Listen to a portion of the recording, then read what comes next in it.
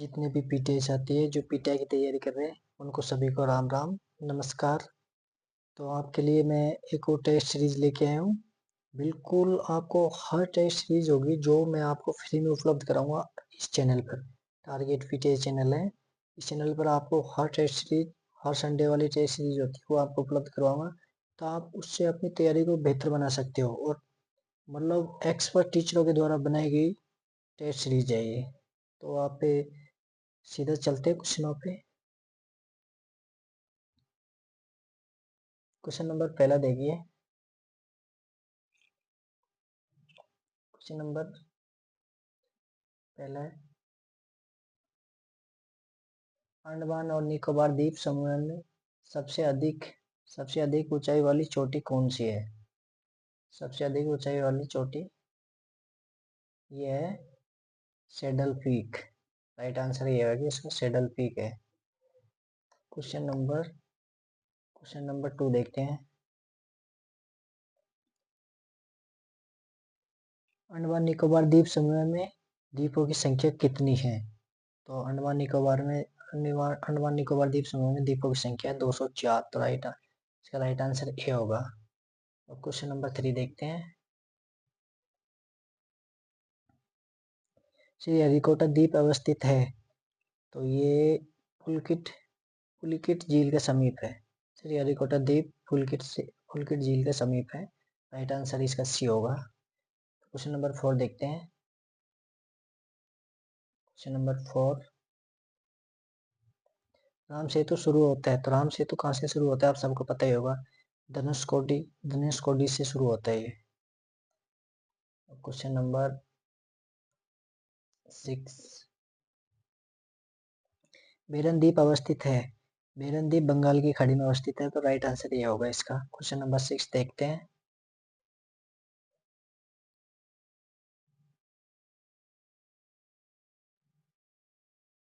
Question number 6 है, निम्नलिखित में से कौन सा एक प्रवाल द्वीप है? तो प्रवाल द्वीप कौन सा है? लक्षद्वीप है। तो इसका राइट आंसर होगा डी। राइट आंसर डी है इसका। क्वेश्चन नंबर 7 देखते हैं।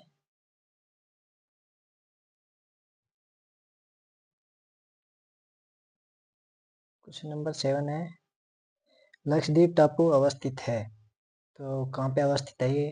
दक्षिण पश्चिम भारत में अवस्थित है। तो राइट आंसर होगा इसका ए। ये राइट आंसर होगा इसका। क्वेश्चन नंबर 8 देखते हैं।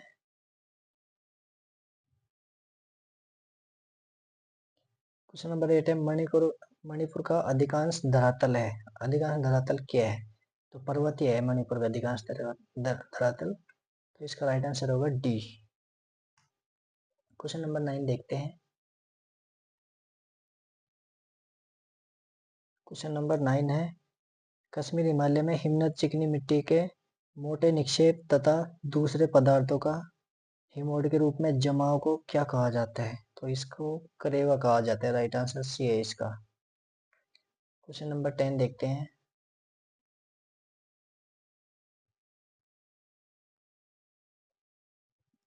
क्वेश्चन नंबर 10 में प्रसिद्ध फूलों की घाटी निम्न में से किस पर्वतीय क्षेत्र में स्थित है? तो ये उत्तराखंड में स्थित है। उत्तराखंड हिमालय में स्थित है। इसका राइट आंसर है बी। क्वेश्चन नंबर 11 देखते हैं।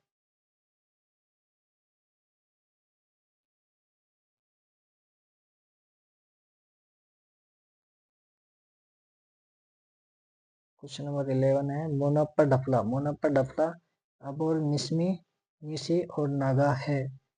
क्या है यह? मोनप्पा डफला अबोर मिसमी निसी और नागा। ये उत्तरी पूर्वी भारत की जनजातियां है ये दिख रहा है ना। अब राइट आंसर है इसका बी, उत्तर पूर्वी भारत की जनजातियां। क्वेश्चन नंबर 12 देखते हैं। निम्नलिखित में से क्वेश्चन नंबर 12 है, निम्नलिखित में से कौन सा सुमेलित नहीं है? थालघाट महाराष्ट्र, पालघाट गोवा, बोरघाट केरल, दीपू अरुणाचल प्रदेश। तो इसमें इसका राइट आंसर है बी। राइट आंसर है बी। बी में क्या है? 2 और 3 देख रहा है क्या? 2 में क्या है? पालघाट। हाँ, इसका राइट आंसर इसमें ये 2 सुमेलित नहीं है, 2 और 3। ये इसमें लिख रहे हैं कौन सा सुमेलित नहीं है, तो इसमें पालघाट गोवा में नहीं है, बोरघाट बोरघाट केरल में नहीं है। इसका राइट आंसर सुमेलित नहीं है कि पूछ रहा है, इसका राइट आंसर बी है। तो क्वेश्चन नंबर 13 देखते हैं। Question number 13।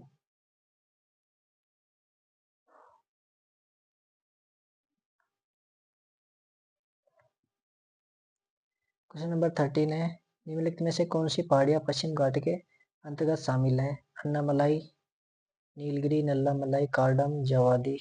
तो इसका राइट आंसर है बी, 1, 2 और 4। तो इसमें कौन सी शामिल है? पश्चिम घाट के अंतर्गत शामिल, मतलब अन्नामलाई है, नीलगिरी है और यह है कार्डमम। क्वेश्चन नंबर 14 देखते हैं।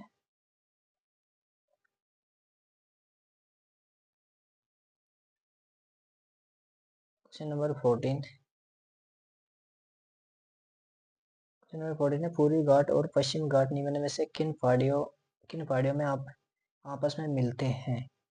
और पश्चिम घाट, पूर्वी घाट और पश्चिम घाट निम्न में से किन पहाड़ियों में आपस में मिलते हैं? तो ये कहाँ मिलती है? नीलगिरी की पहाड़ियों में, नीलगिरी की पहाड़ियों में मिलते हैं आपस में। तो राइट आंसर होगा इसका बी। क्वेश्चन नंबर 15 देखते हैं।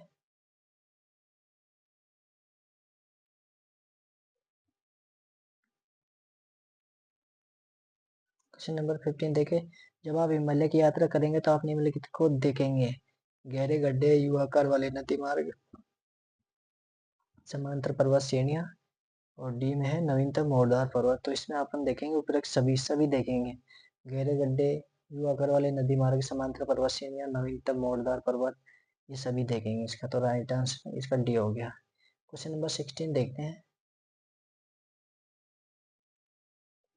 क्वेश्चन नंबर 16 है, निम्नलिखित में से हिमालय के किस भाग को आंतरिक हिमालय के नाम से जाना जाता है? तो इसका राइट आंसर है बी, वृहद हिमालय या महान हिमालय, कुछ वृहद हिमालय या महान हिमालय। क्वेश्चन नंबर 17 है।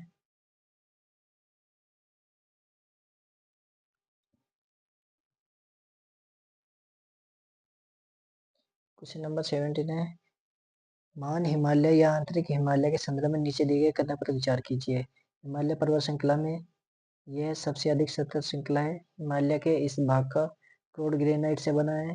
हिमालय सॉरी, इस श्रृंखला में गर्मी के कुछ महीनों में बर्फ की परत पूरी तरह पिघल जाती है। तो उपयुक्त में से कौन से कथन सत्य है? तो इसका राइट आंसर है ए, 1 और 2। मतलब पहला, हिमालय पर्वत श्रृंखला में यह सबसे अधिक सतत श्रृंखला है, हाँ ये सही है। और 2 है, हिमालय के इस भाग का क्रोड ग्रेनाइट से बना है, ग्रेनाइट से बना है। तो राइट आंसर होगा इसका ए। क्वेश्चन नंबर 18 देखते हैं। क्वेश्चन नंबर 18 है, निम्नलिखित में से कौन सी विशेषताएं अरुणाचल प्रदेश से संबंधित है? अरुणाचल से संबंधित है, अरुणाचल प्रदेश से। तो ये ए में है, अरुणाचल प्रदेश, अरुणाचल हिमालय की पर्वत श्रेणियां तेज बहती हुई गहरे गार्ज बनने वाली नदियां द्वारा विच्छेदित होती है। बी में है, यहाँ की नदियां बहुत से जलप्रपात बनाती है। सी है, यहाँ का क्षेत्रीय व्यापार द्वार क्षेत्रों से होकर किया जाता है। तो इसका राइट आंसर है डी, मतलब ये सभी हैं। अरुणाचल हिमालय की पर्वत श्रृंखला तेज बहती हुई गहरे गाज बनाने वाली नदियों द्वारा विच्छेदित विच्छेदित होती है। यहाँ की नदियां बहुत से जलप्रपात बनाती है। यहाँ का क्षेत्रीय व्यापार द्वार क्षेत्रों से होकर किया जाता है। हाँ, तो राइट आंसर इसका डी होगा। तो क्वेश्चन नंबर 19 देखते हैं अपन। इसका राइट आंसर डी है। क्वेश्चन नंबर 19 देखते हैं आप।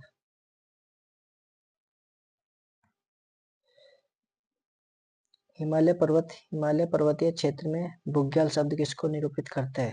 तो बुग्याल शब्द ऊंचाई पर स्थित घास के मैदानों को करता है। राइट आंसर इसका सी होगा, सी। क्वेश्चन नंबर 20 देखते हैं। क्वेश्चन नंबर 20 है, भारत के निम्नलिखित राज्यों में से किसे भारत का कोहिनूर कहा जाता है? तो आंध्र प्रदेश को कोहिनूर कहा जाता है।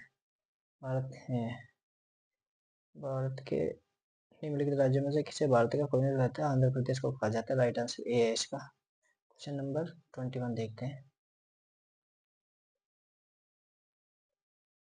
21 क्या है? राजस्थान निर्माण के प्रथम चरण में, अब ये हिस्ट्री क्वेश्चन स्टार्ट हो गया। राजस्थान निर्माण के प्रथम चरण में गठित मत्स्य संघ में सम्मिलित हुए, मतलब प्रथम चरण में कौन कौन से प्रथम चरण में गठित मत्स्य संघ में शामिल हुए थे? प्रथम चरण में कौन कौन शामिल हुए थे? प्रथम चरण में अलवर, भरतपुर, धौलपुर, करौली रियासतें शामिल हुई थी। इसका राइट आंसर बी राइट है। क्वेश्चन नंबर 22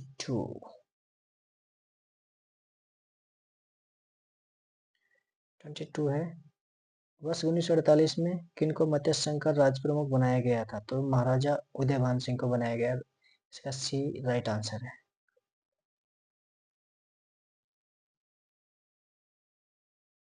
और 23 है, मत्स्य संघ के प्रधानमंत्री बनाए गए थे? तो मत्स्य संघ के प्रधानमंत्री शोभाराम कुमावत को बनाया गया था। Right answer D. Question number 24 देखते हैं। 24 है, मत्स्य संघ का प्रथम राजप्रमुख किस रियासत का शासक बना? तो धौलपुर रियासत का शासक बना था। प्रथम राजप्रमुख धौलपुर रियासत का शासक बना था। राइट आंसर है इसका सी। Question number 25।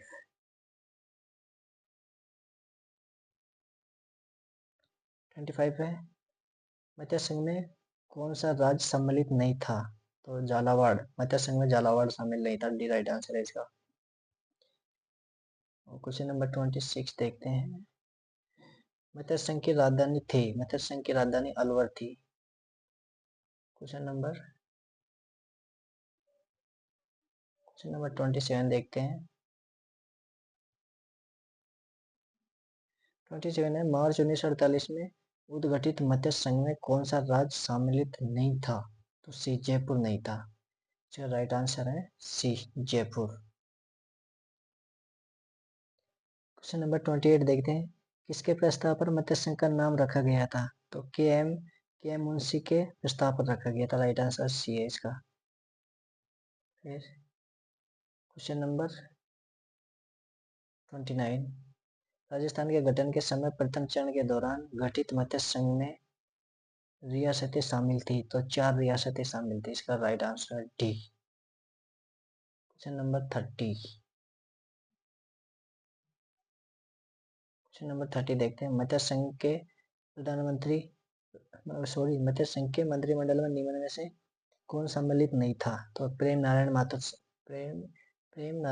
माथुर नहीं था, ये सम्मिलित नहीं था इसमें। क्वेश्चन नंबर 31 देखते हैं।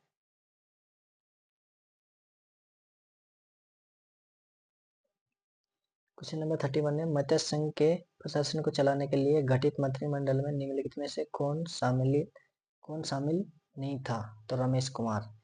इसने पूछे मत्स्य संघ के प्रशासन को चलाने के लिए गठित मंत्रिमंडल में निम्न में से कौन शामिल नहीं था? तो रमेश कुमार शामिल नहीं था। डी राइट आंसर है इसका। और क्वेश्चन नंबर 32 देखिए। राजस्थान के एकीकरण प्रक्रिया के समय मत्स्य संघ की वार्षिक आय कितनी थी? तो 184 लाख रुपए थी। ये आपको पता ही है। राइट आंसर डी है इसका।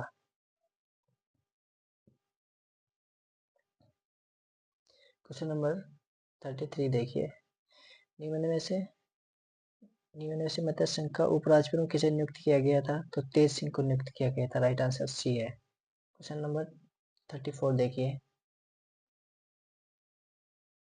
क्वेश्चन नंबर 34 है, 14 फरवरी 1948 को भारत सरकार ने भरतपुर प्रशासन पर अधिकार करके भरतपुर राज्य का प्रशासक किसको नियुक्त किया था? तो इसका राइट आंसर है डी, एस एन संप्रभु को नियुक्त किया। तो क्वेश्चन नंबर 35 देखते हैं अब अपन।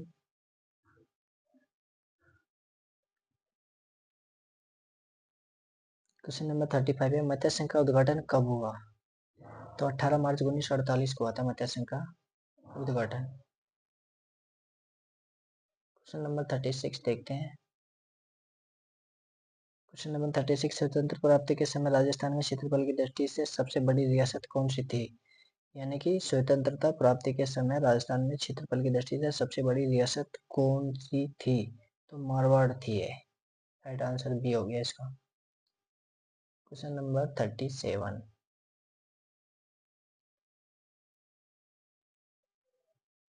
क्वेश्चन नंबर 37 है राजस्थान। क्वेश्चन नंबर 37 है राजस्थान में एकीकरण से पूर्व कौन सा ठिकाना नहीं था? तो उदयपुर नहीं था। इसका राइट आंसर है सी। और क्वेश्चन नंबर 38 देखिए राजस्थान में एकीकरण से पूर्व केंद्र शासित प्रदेश था। तो राजस्थान में एकीकरण से पूर्व केंद्र शासित प्रदेश अजमेर था। राइट आंसर है इसका ए। क्वेश्चन देखिए 39 देखिए राजस्थान में एकीकरण से पूर्व कौन सी रियासत नहीं थी? तो एकीकरण से पूर्व अजमेर नहीं थी। राइट आंसर इसका बी हो गया। और क्वेश्चन नंबर 40 देखिए क्वेश्चन नंबर 40 राजस्थान के गठन के समय दूसरे चरण में संघ की राजधानी निम्नलिखित में से कौन सी थी? तो कोटा थी। इसने पूछा है राजस्थान के गठन के समय दूसरे चरण में संघ की राजधानी निम्नलिखित में से कौन सी थी? तो राइट आंसर है कोटा थी। क्वेश्चन नंबर 41 देखते हैं।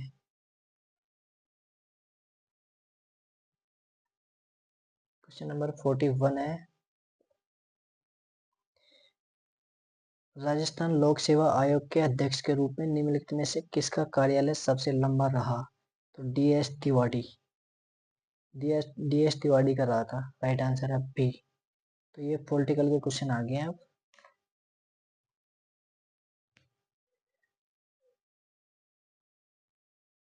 क्वेश्चन नंबर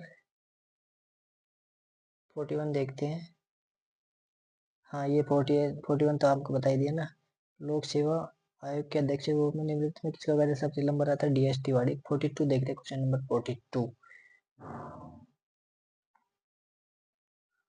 42 है राजस्थान लोक सेवा आयोग के अध्यक्ष के रूप में निम्नलिखित में से किसका कार्यकाल सबसे छोटा रहा? तो सबसे छोटा रहा था वी एस यादव। सबसे छोटा V S Yadav. Right answer इसका ए हो गया। 43 देखिए 43 है निम्नलिखित में से कौन राजस्थान लोक सेवा आयोग के कार्यवाहक अध्यक्ष के पद पर नहीं रहे? तो ये जीपी पलानिया नहीं रहे। राइट आंसर है इसका ए। क्वेश्चन नंबर 44 देखिए क्वेश्चन नंबर 44 है निम्नलिखित में से कौन राजस्थान लोक सेवा आयोग की दूसरी महिला सदस्य के रूप में नियुक्त हुई? तो ये प्रकाशवती शर्मा हुई थी। क्वेश्चन नंबर 45 देखते हैं। क्वेश्चन नंबर 45 देखिए कांता कथुरिया खालिस्तान की प्रथम महिला सदस्य थी। मतलब कहाँ की थी? कांता कथुरिया प्रथम महिला सदस्य थी। कहाँ की थी? राजस्थान लोक सेवा आयोग। राजस्थान लोक सेवा आयोग की थी। तो राइट आंसर बी हो गया इसमें।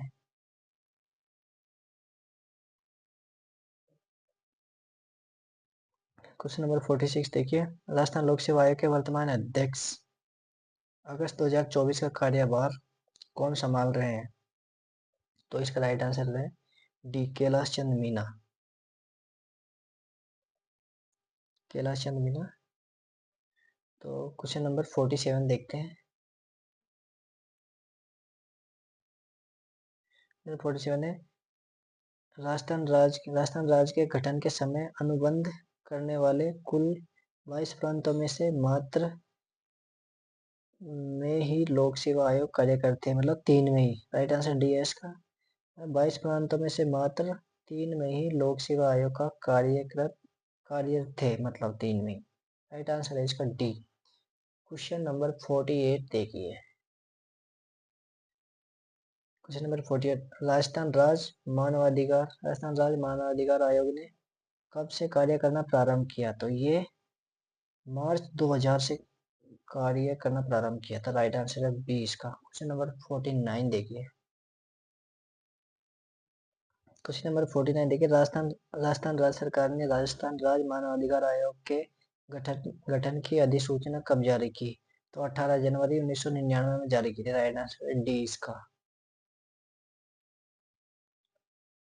क्वेश्चन नंबर देखिए 50 राजस्थान मानवाधिकार आयोग के किसी सदस्य द्वारा अधिकतम किस आयु तक पर धारित किया जा सकता है, तो ये 70 वर्ष तक किया जा सकता है। राइट आंसर इसका डी हो गया। क्वेश्चन नंबर 51 देखिए, राजस्थान राज्य मानव अधिकार आयोग का विन्यास है।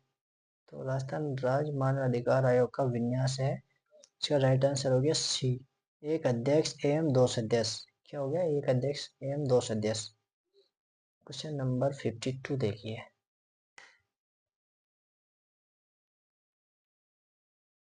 क्वेश्चन नंबर 52 में क्या है?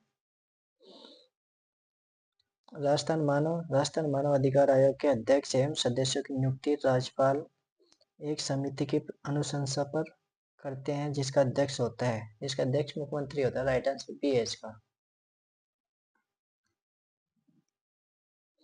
क्वेश्चन नंबर 53 देखिए,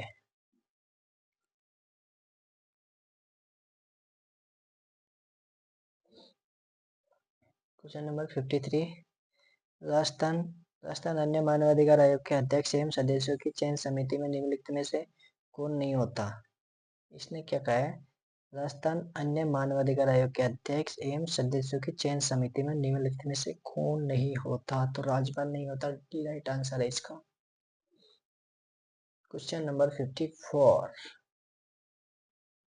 54 है, मानव अधिकार संरक्षण अधिनियम 1993 की किस धारा के तहत राजस्थान राज्य मानव अधिकार आयोग की स्थापना की गई? तो इसका राइट आंसर है मतलब 21, धारा 21 के तहत की गई थी। तो क्वेश्चन नंबर 55 देखते हैं,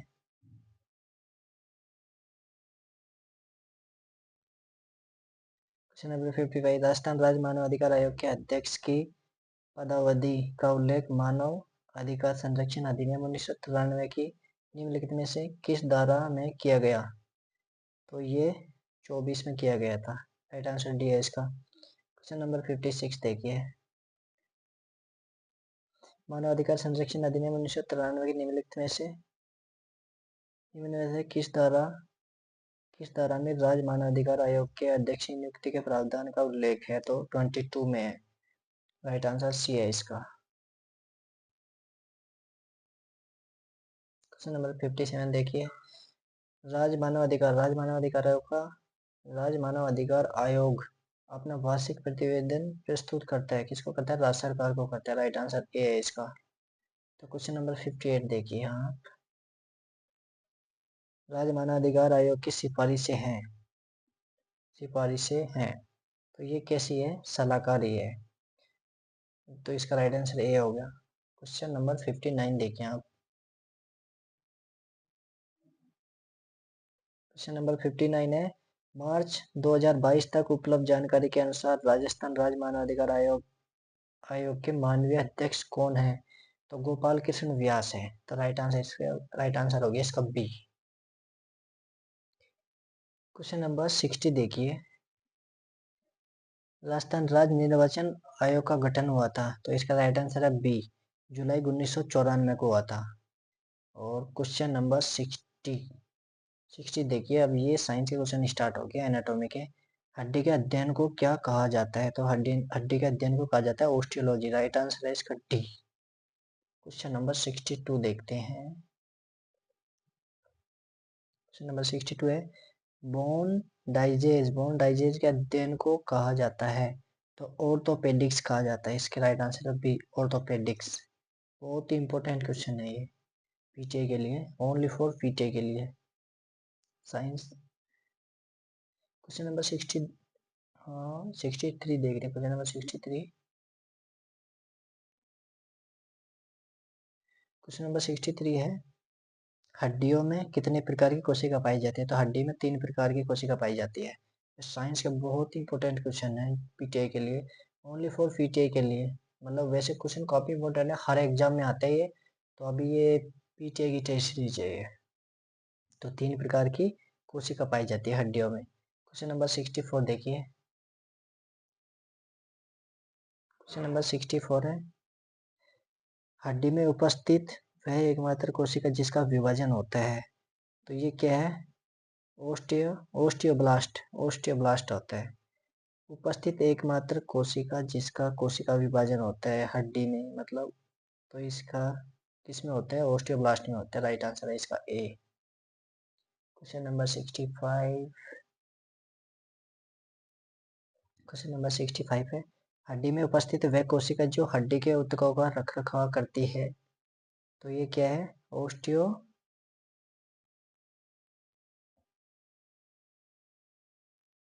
तो हड्डियों का रखरखाव मतलब क्या है?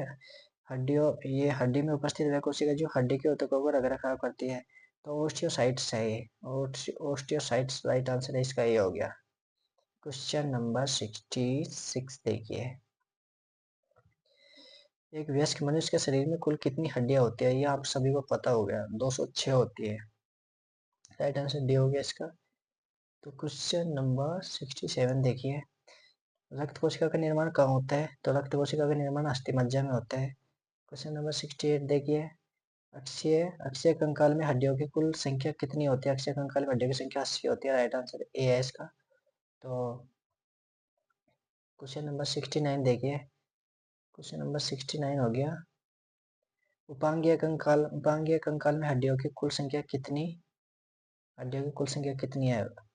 होती है? तो 126 होती है उपांगीय कंकाल में। क्वेश्चन नंबर 70 देखिए, कपाल की हड्डियों की संख्या होती है, तो कपाल की हड्डियों की संख्या 8 होती है। और बहुत ही इंपॉर्टेंट क्वेश्चन है ये। और क्या नाम है, चेहरे की हड्डियों की संख्या होती है, चेहरे में कितनी होती है? 14 होती है।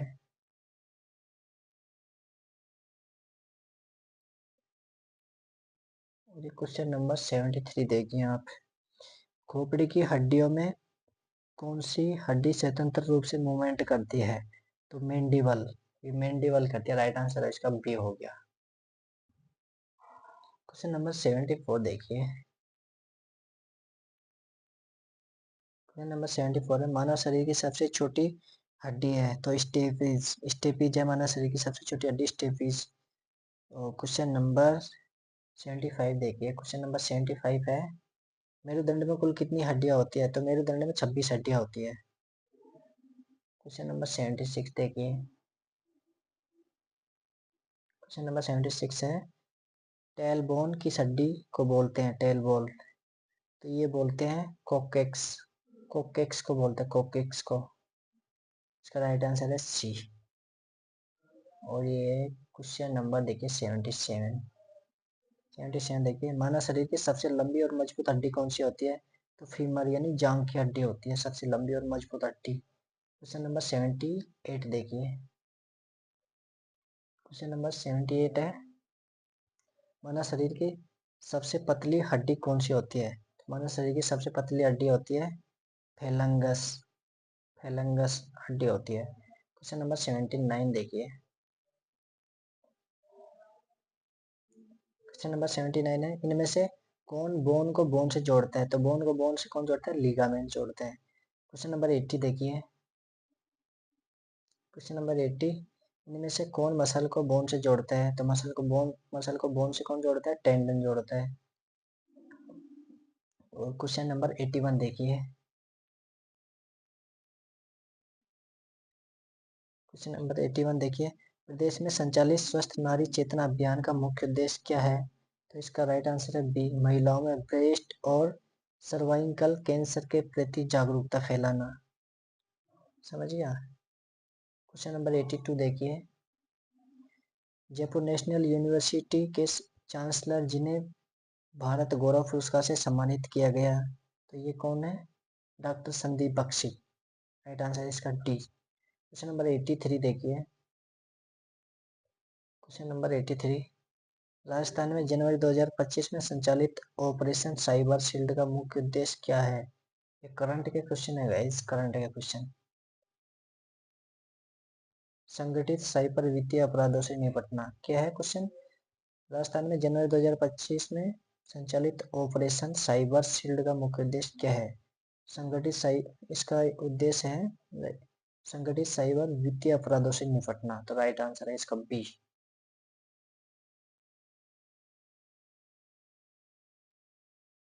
क्वेश्चन नंबर 84 देखिए, राजकीय स्कूलों को अंग्रेजी माध्यम में किए गए रूपांतरण की समीक्षा करने के लिए गठित समिति के अध्यक्ष व संयोजक बनाए गए हैं, तो इसका राइट आंसर है डॉक्टर प्रेमचंद बेरवा। ए। क्वेश्चन नंबर 85 देखिए। क्वेश्चन नंबर 85 है, राजस्थान के किस खिलाड़ी को अर्जुन पुरस्कार 2024 देने की घोषणा हुई है? तो मोहन अग्रवाल को हुई है। राइट आंसर इसका सी है। तो क्वेश्चन नंबर 86 देखिए। गणतंत्र दिवस 2025 में राजस्थान की झांकी की थीम क्या रखी गई थी? तो यह सोनो राजस्थान रखी गई थी। राइट आंसर इसका बी है। क्वेश्चन नंबर 87 देखिए। क्वेश्चन नंबर 87 है, पीएम ई विद्या योजना का मुख्य उद्देश्य क्या है? तो इसका मुख्य उद्देश्य है घर बैठे छात्रों को सिलेबस आधारित पढ़ाई का अवसर देना। राइट आंसर इसका बी है। क्वेश्चन नंबर 88 देखिए। क्वेश्चन नंबर 88 है, रवि रबी वर्ष 2025-26 में गेहूं के लिए न्यूनतम समर्थन मूल्य एमएसपी और राजस्थान सरकार द्वारा निर्धारित बोनस क्या है? तो ये है रुपए 2425 प्रति क्विंटल रुपए, यानी कि 125 बोनस। और क्वेश्चन नंबर 89 देखिए। क्वेश्चन 89 है, 1 से 31 जनवरी तक संचालित राष्ट्रीय सड़क सुरक्षा माह 2025 की थीम क्या है? तो इसका राइट आंसर है बी, परवाह।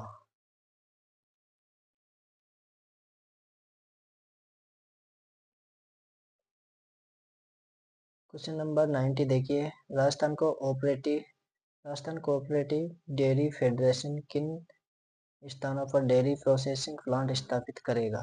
तो इसका राइट आंसर है डी, वी, एन, मतलब नाथद्वारा में भी करेगा, बांसवाड़ा में भी करेगा, भरतपुर में भी करेगा।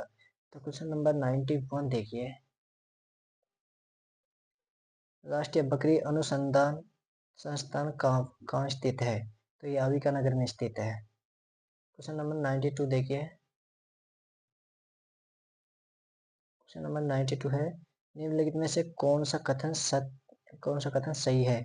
राष्ट्रीय ऊँट अनुसंधान केंद्र बीकानेर में स्थित है, राष्ट्रीय अश्व अनुसंधान केंद्र बारां में स्थित है, केंद्रीय पशु प्रजनन केंद्र चित्तौड़गढ़ में स्थित है, केंद्रीय भेड़ प्रजनन केंद्र चूरू में स्थित है। तो इसका राइट आंसर हो गया ए, राष्ट्रीय ऊँट अनुसंधान केंद्र बीकानेर में स्थित है। क्वेश्चन नंबर 93 देखिए आप। राजस्थान में 19वीं पशु गणना किस वर्ष में की गई? तो ये 2012 में की गई थी। 19वीं पशु गणना 2012 में की गई थी। क्वेश्चन नंबर 94 देखिए। निम्नलिखित पशु उत्पादों में से कौन सा एक राजस्थान का मुख्य पशु उत्पाद है? तो ये दूध है। मुख्य पशु उत्पाद कौन सा है? दूध। तो राइट आंसर बी हो गया इसका। क्वेश्चन नंबर 95 देखते हैं।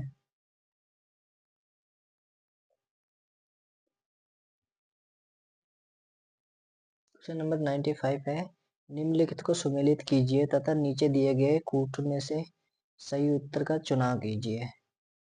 तो इसका ये दे रखी है, इधर गोवंश दे रखी है, इधर क्षेत्र देख रहे, थार पारकर, बाड़मेर, पाली, जालौर, कांकरेज, झालावाड़, कोटा, उदयपुर, मालवी, अजमेर, भीलवाड़ा, पाली, गिर, बाड़मेर, जोधपुर, रेल, जैसलमेर।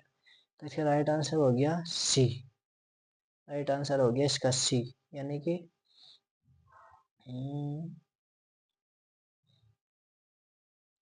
हाँ, तो इसका राइट आंसर सी हो गया। तो इसमें दे रखा है सी में 4, 1, 2, 3। तो क्या हो गया? ए में क्या हो गया? थार पारकर। तो ए थार पारकर क्या हो गया? बाड़मेर, जोधपुर एवं जैसलमेर। तो फिर बी में क्या दे रखा है? कांकरेज। तो बी में हो गया क्या? एक हो गया बाड़मेर, पाली, जालौर। सी में हो गया मालवी। तो सी में क्या दे रखा है? 2। तो ये मालवी कहाँ पे है? झालावाड़, कोटा एवं उदयपुर। और गिर दे रखा है, डी में क्या दे रखा है? गिर। तो डी में गिर दे रखा है, तो गिर कहाँ हो गया? 3 दे रखा है, अजमेर, भीलवाड़ा एवं पाली। तो राइट आंसर है इसका सी। तो क्वेश्चन नंबर 96 देखिए। 96 है, केंद्रीय पशुधन प्रजनन फार्म कहाँ स्थित है? तो ये है सूरतगढ़ में स्थित है। राइट आंसर हो गया सी इसका। और ये क्वेश्चन नंबर 97 देखिए, पशु अनुसंधान केंद्र कोडमदेसर स्थित है। तो कोडमदेसर कहाँ स्थित है? बीकानेर में स्थित है। राइट आंसर है क्या? राइट आंसर हो गया इसका सी। और क्वेश्चन देखिए यहाँ पे जो 98 देखिए, 98 में क्या है? सुमेलित कीजिए तथा नीचे दिए गए कूटों का प्रयोग कर सही उत्तर चुनिए। तो इसका राइट आंसर बी हो गया, मतलब ए में क्या हो गया?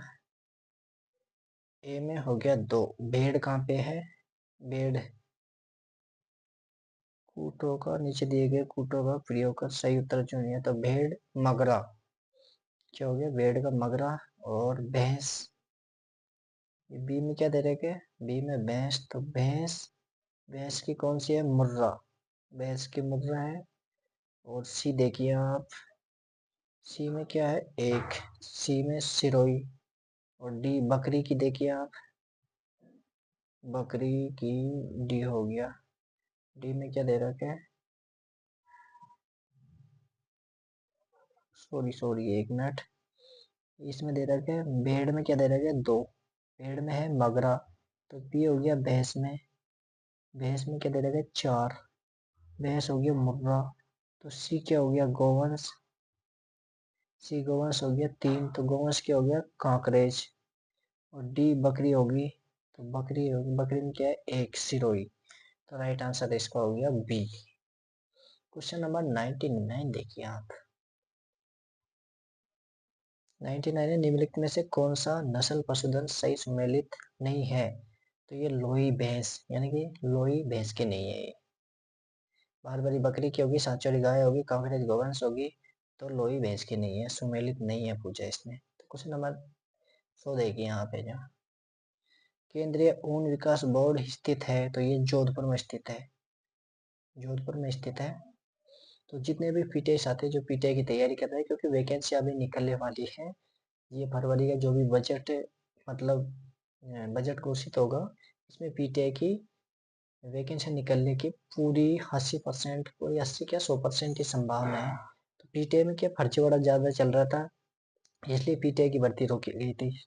जो जितने भी पीटीआई के स्टूडेंट हैं जो पीटीआई की तैयारी कर रहे हैं, वो अपनी पीटीआई की तैयारी को मतलब स्टार्ट कर दें। जिन्होंने भी अभी स्टार्ट नहीं किए तो बढ़िया तरीके से स्टार्ट कर दें, क्योंकि वैकेंसी अब निकलने वाली है, ऐसा मौका बार बार नहीं मिलेगा।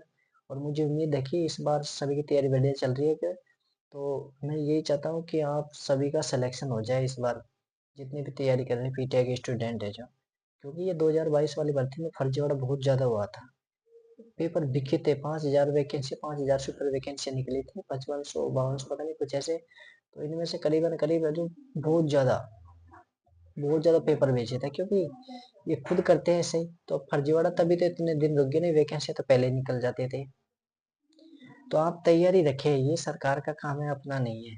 आप कंटिन्यू तैयारी रखिए, आपके लिए जितना भी मतलब नोट्स होगा तैयारी के लिए, मैं आपको ये टेस्ट सीरीज होगी मैं इस चैनल पे उपलब्ध कराऊंगा। और अभी थोड़ा टाइम नहीं मिल रहा, इसलिए नहीं तो मैं आपको नोट्स का जो भी आपका सिलेबस है, राजस्थान की नंबर 1 कोचिंग है, उस कोचिंग के नोट्स और टेस्ट सीरीज में अवेलेबल कराऊंगा आपका जो, तो आप आराम से फ्री में तैयारी कर सकते हैं यहाँ पे। और नहीं तो फिर कोचिंग में कम से कम 30-35 हजार रुपये फीस होती है पीटीआई की, जो बढ़िया राजस्थान की नंबर 1 कोचिंग में करोगे ना, बढ़िया एकदम एक्सपर्ट टीचरों से मतलब कोचिंग करोगे आप, तो वहाँ पे इतनी फीस होगी। तो वही कोर्स मैं आपको इस चैनल पर फ्री में उपलब्ध करवा रहा हूँ, तो आप यहाँ पे अपनी तैयारी को बढ़िया बना सकते हो। इससे बेटर नोट्स आपको पीटीआई की कहीं भी नहीं मिलेंगे। मैं यहाँ पे ओनली फॉर पीटीआई की चीज़ें उपलब्ध कराऊंगा आपको, तो अपनी तैयारी को बेहतर बनाइए, आप तैयारी कीजिए, बाकी की आपको हर चीज़ उपलब्ध हो जाएगी इस चैनल पे। ओके, राम राम सभी पीटीआई साथियों को, जय हिंद जय भारत।